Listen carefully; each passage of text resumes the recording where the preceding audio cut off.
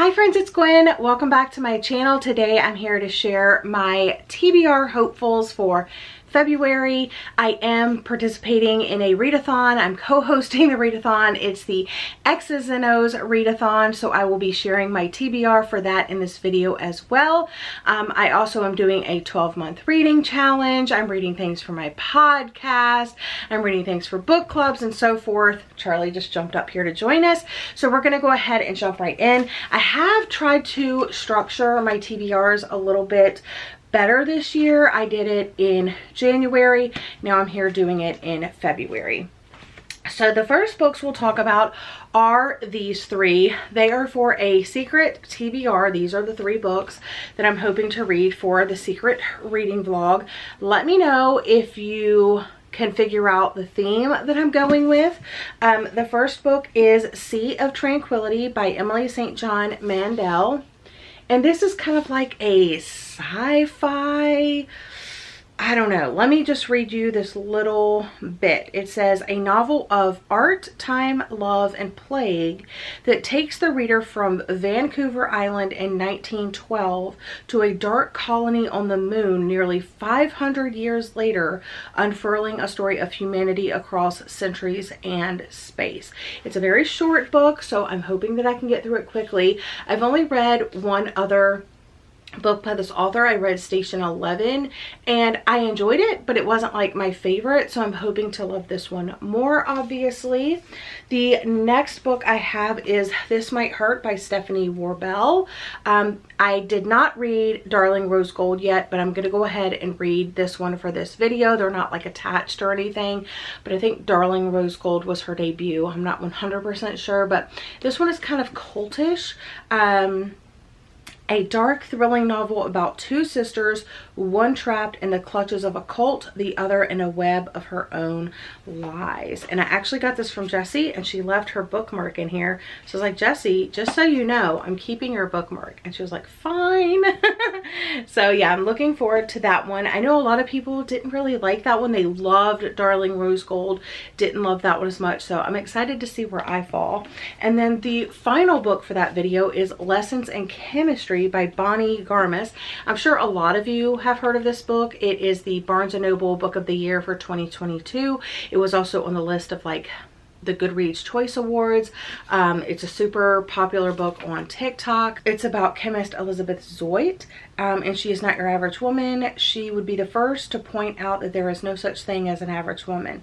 But it's the early 1960s, and her all-male team at Hastings Research Institute take a very unscientific view of equality. These are the three books that I'm hoping to read for that secret vlog. And then for my Talk Bookish to Me 12-month reading challenge, which I will have linked down below, it is available on the Storygraph. I also did an entire video talking about it.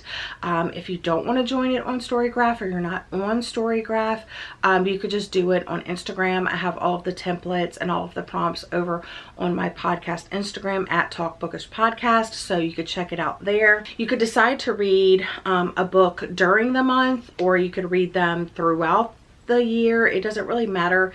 It's super like low-key and laid back, but it's just to help you clear off maybe some books on your TBR that you weren't planning on clearing off this year. The prompt is to read a romance that has been adapted into like a TV or a movie, and I'm kind of cheating and I'm going with Text for You by Sophie Kramer. I've never heard about this book, but I was actually doing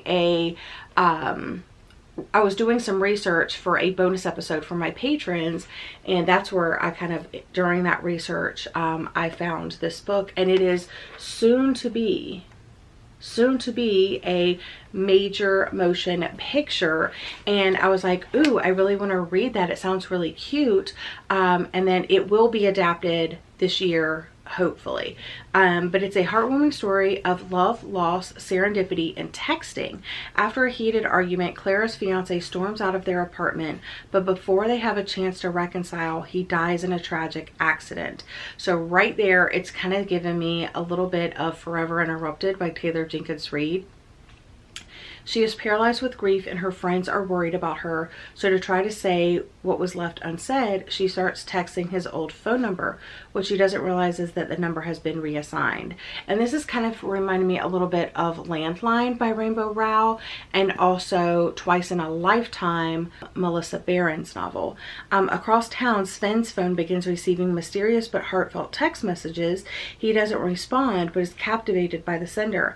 Having all but given up on love before the messages started coming, he sets out to find the person who has been texting him. Neither Sven nor Clara know what they're hoping to find, but it will change both of their lives forever. And also, it's pretty short. It's under 250 pages. It is told in dual POV. There are text messages, but not nearly as many as I thought there would be. But this cover is also very, very cute. So I can't wait to read this one and let you guys know what I think. My best friend Jessie has a book club, and it's called Sleep When I'm Dead. I will have the Discord linked down below. She announced her January, February, and March picks. And February, she's going to be buddy reading and discussing Malice House by Megan Shepherd with my friend Keisha from A Book Like You. And so I bought Malice House for both myself and Keisha for Christmas. This one is, I'm not really sure. I'm trying to be better at actually reading the books that Jessie picks for her book club. I mean, if it's a book I'm like totally not interested in, the first 3 months I'm interested in all the books. So Malice House is about this woman named Haven Murbury, who is clearing out her late father's remote seaside home. This is the third book I have been reading with the children cleaning out their parents' house. How to Sell a Haunted House, Love in the Time of Serial Killers, and now this. That's like, must be like a new thing. Time Stories for Monsters was not on the list. This secret handwritten manuscript is disturbingly different from his Pulitzer-winning works. Its interweaving short stories crawl with horrific monsters and enigmatic humans that exist somewhere between this world and the next.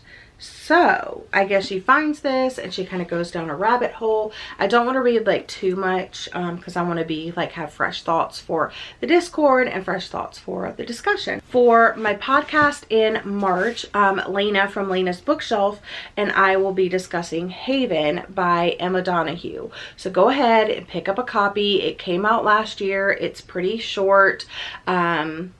And it is definitely outside my comfort zone because number one, it's historical fiction. Number two, it's written by an Irish author to fit the prompt for March.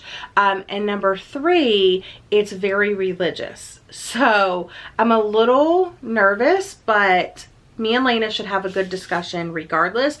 But this book discussion, I will put the date on the screen right here. So just have read it by then and you can tune in to our full book discussion on that day.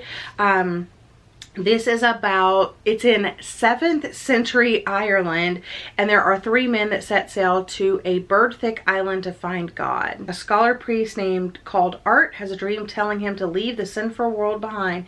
Taking 2 monks, Iontrian and Old Cormac, he rows down the River Shannon in search of the isolated spot to which to found a monastery. And it's actually based on like a real island that a real monastery was like put on and stuff. So I thought that was pretty interesting. If you look up the name of the island, it actually looks exactly like this. I'm also hoping if I have time that I can read the Friend Zone series because, you know, Part of Your World was my favorite book of last year, and I definitely want to go back and read Abby Jimenez's trilogy. The first one is The Friend Zone. And this one I got from my friend Jessie. It's a beautiful tale of learning to accept the love you deserve, a zippy, instantly recognizable voice, and fresh, funny characters. Look at the little dog on the back. So cute. I don't know, my friend Jessie and I have like similar stories, and she really liked it. Like, she rated it 5 out of 5 stars. So I'm thinking I will. She's facing a medically necessary procedure that will make it impossible for her to have children. And I think the guy she starts liking wants a big family. Yeah, Josh wants a big family. So there's that. The next book is the Happy Ever After playlist. That's this one. And in this one it says 2 years after losing her fiance, Sloane Monroe still can't seem to get her life back on track. but one troublemaking pup with a take me home look in his eye is about to change everything. Again, with the dogs, I'm loving it. I'm loving the dog thing. All of them have dogs. That's so cute. Even this one has a dog. So yeah, Marisol actually gave me both of these for Christmas. Life's Too Short is the third and final book in the trilogy. Like I said, again, there's a dog. And this is about Vanessa Price. She quit her job to pursue her dream of traveling the globe. She wasn't expecting to gain millions of YouTube followers who share her joy of seizing every moment.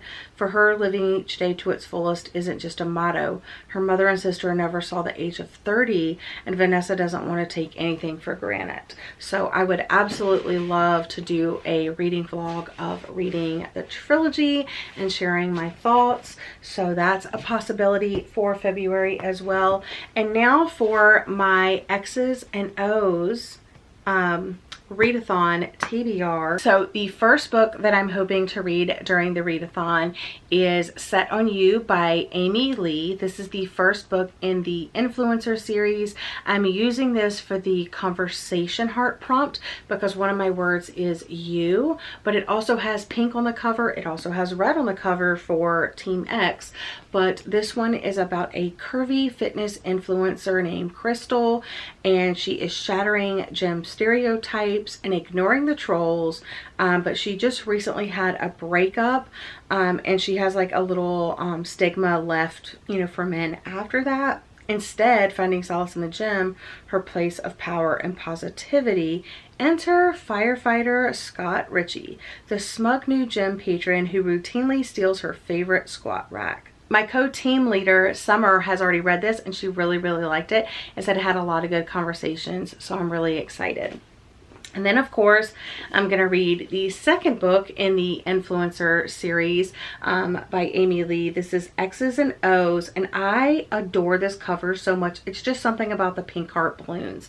But this is actually the readathon group buddy read, so everybody's going to be reading this, or everybody that can get their hands on it.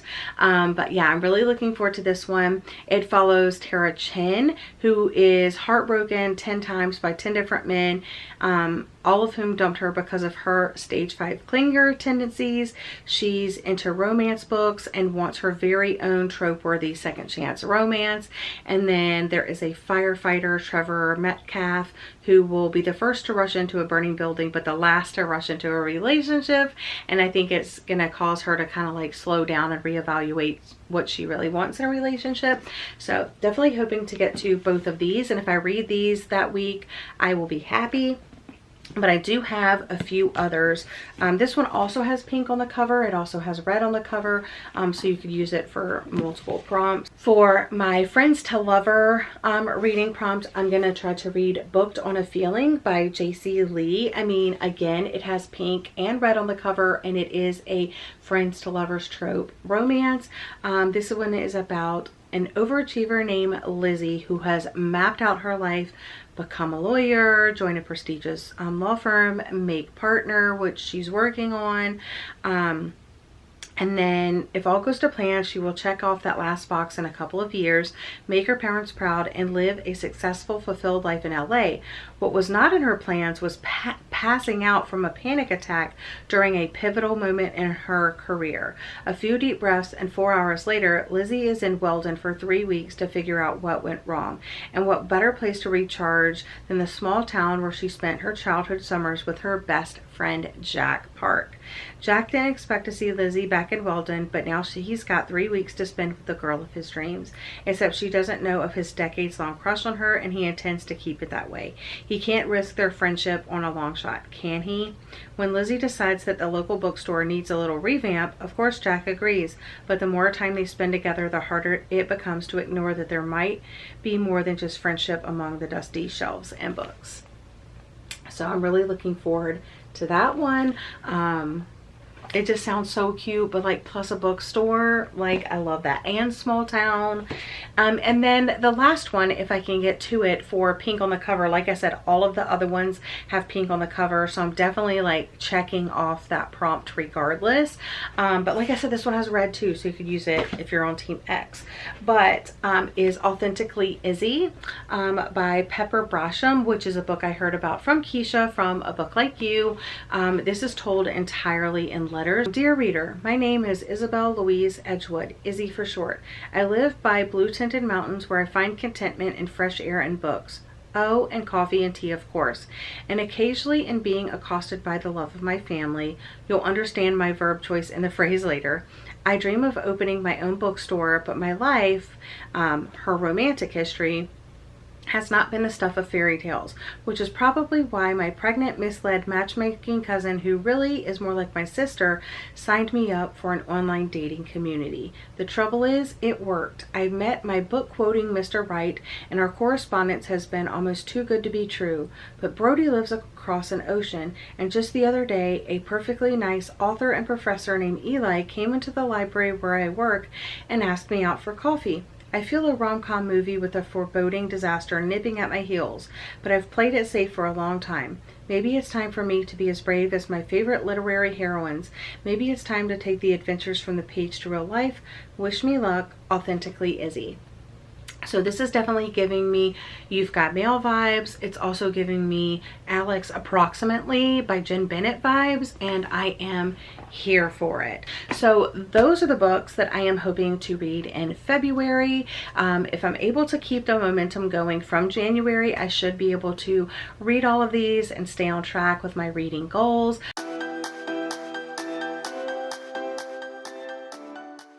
Let me know if you're participating in X's and O's and which team you have decided to participate on down in the comment section down below. But that's all for today's video. So thank you so much for watching. I hope you're all having a lovely day or night, and I'll see you guys again in another video very soon. Bye, friends.